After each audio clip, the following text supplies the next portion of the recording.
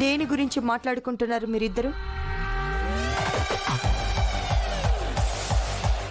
మిమ్మల్నే.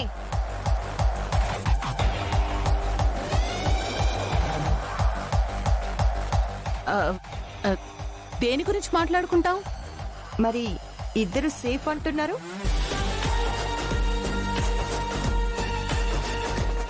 ఏ విషయంలో సేఫ్? ఏంటి సేఫ్?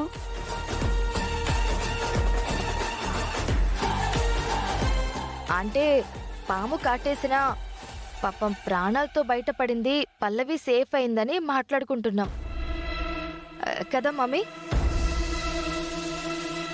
నాకలా అనిపించడం లేదు.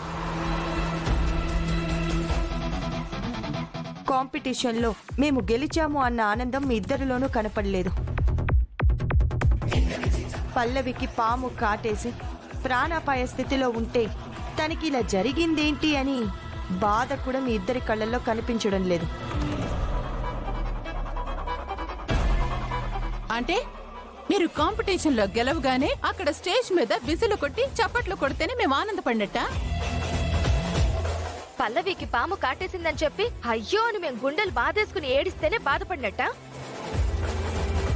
అంత గుండెలు బాదుకొని బాధపడిపోవటానికి పల్లవేవి నా కూతురు కాదు కదా. ఏదో ప్రమాదవశాత్తు జరిగింది, ఇలా జరిగిందేంటి అని మాట్లాడుకుంటున్నాం. అది కూడా తప్పేనా?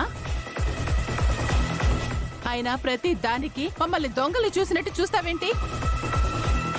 మేవేం మాట్లాడినా ఏదో రహస్యం విన్నట్టుగా వచ్చి నిలదీస్తావేంటి? అసలు నీ కంటికి మేమెలా కనపడుతున్నాం? మీరు ఏంటి అనేది నాకంటే ఎక్కువగా తెలిసిన వాళ్ళు ఎవ్వరూ లేరు. మీ మూర్ఖత్వాలతోనూ కుయుక్తులతోనూ పిచ్చి పనులు చేస్తే మీకే ప్రమాదం అని హెచ్చరిస్తున్నాను.